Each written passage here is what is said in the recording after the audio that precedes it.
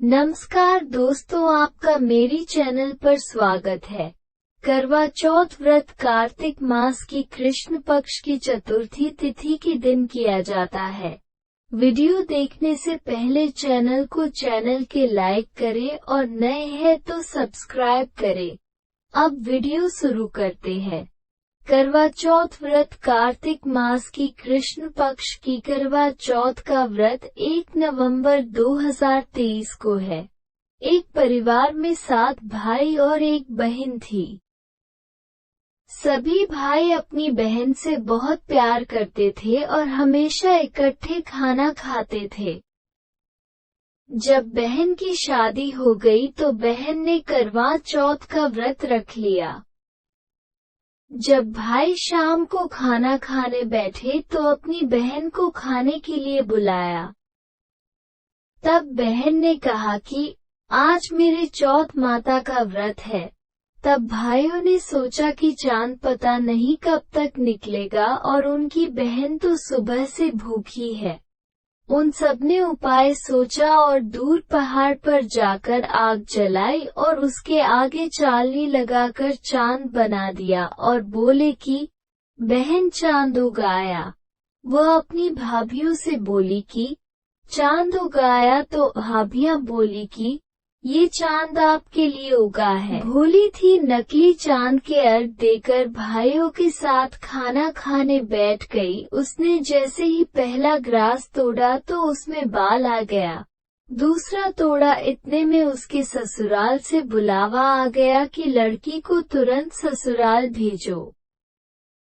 जब माँ ने बेटी को विदा करने के लिए कपड़ों का बक्सा खोला तो उसमें सबसे पहले काला कपड़ा ही निकला। तब माँ इसे अपशगुन मानकर बहुत डर गई। उसने अपनी बेटी को एक चांदी का सिक्का देते हुए कहा कि तुझे रास्ते में जो भी मिले उसके पैर छूती जाना और जो तुझे सुहागन होने का आशीर्वाद दे उसे ये सिक्का दे देना और अपने पल्लू पर गांठ बांध लेना। वह पूरे रास्ते ऐसा ही करती गई, पर किसी ने उसे सुहागन होने का आशीर्वाद नहीं दिया। जब वह अपने ससुराल पहुंची तो बाहर उसकी जेठुती खेल रही थी। उसने उसके पैर छुए तो उसने सदा सुहागन का आशीर्वाद दिया। तो उसने सिक्का जेठुती को दिया और पल्लू पर गांठ बांध ली। जब घर के अंदर गई तो देखा कि उसका पति की मृत्यु हो चुकी है और वो घर के अंदर पड़ा है।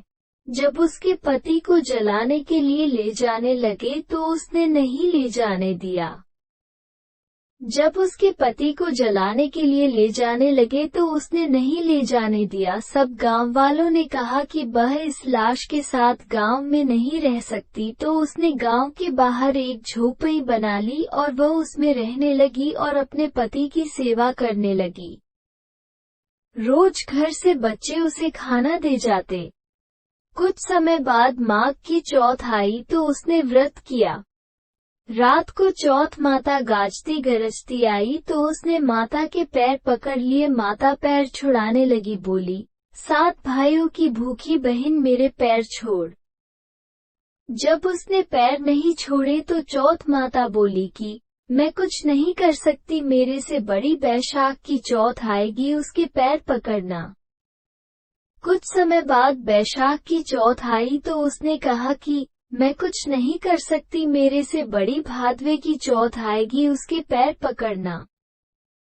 जब भादवे की चौथ आई तो उसने भी यही कहा कि कुछ नहीं कर सकती, मेरे से बड़ी कार्तिक चौथ है, वो ही तेरे पति को जीवन दे सकती है, लेकिन वो तेरे से सुहाग का सामान मांगेगी तो तू वो सब तैयार रखना। लेकिन मैंने तुझे ये सब बताया है, ऐसा मत कहना। जब कार्तिक चौथ आई तो उसने अपने पति के लिए व्रत रखा। रात को चौथ माता आई तो उसने पैर पकड़ लिए तो माता बोली 7 भाइयों की लाडली भूखी बहन घनी तिसाई पापिनी मेरे पैर छोड़। तब वो बोली कि माता मेरे से भूल हो गई, मुझे माफ कर दो और मेरे पति को जीवन दान दो। जब उसने माता के पैर नहीं छोड़े तो माता बोली कि ठीक है, जो सामान मैं मांगू वो मुझे लाकर दे। माता ने जो सामान मांगा वो उसने लाकर दे दिया। तब चौथ माता बोली कि तुझे ये सब किसने बताया? वो बोली कि माता, मैं इस जंगल में अकेली रहती हूँ, मुझे ये सब बताने यहाँ कौन आएगा? चौथ माता ने मांग में से सिंदूर लिया, आंख में से काजल व चिटली अंगुली से मेहंदी निकालकर उसके पति के छिटा तो उसका पति जीवित हो गया। माता ने उसके पति को जीवित कर दिया और सदा सुहागन का आशीर्वाद दिया। सुबह बच्चे जब खाना लेकर आए तो अपने चाचा को जीवित पाया। बच्चे दौड़कर घर गए और सबको बताया कि चाचा जीवित हो गए। जब सब लोग वहां गए तो देखा कि बच्चे सच कह रहे हैं। अपने बेटे को जीवित देखकर सास बहू के पैर पड़ने लगी तो बहू बोली, सासू जी आप ये क्या कर रही है? मैंने कुछ नहीं किया, ये तो चौथ माता ने किया है। हे चौथ माता, जैसे उसको सुहाग दिया वैसे सभी को देना। वीडियो अच्छा लगे तो लाइक करो और चैनल पर नए हैं सब्सक्राइब करें और कमेंट करें। हर हर महादेव। धन्यवाद।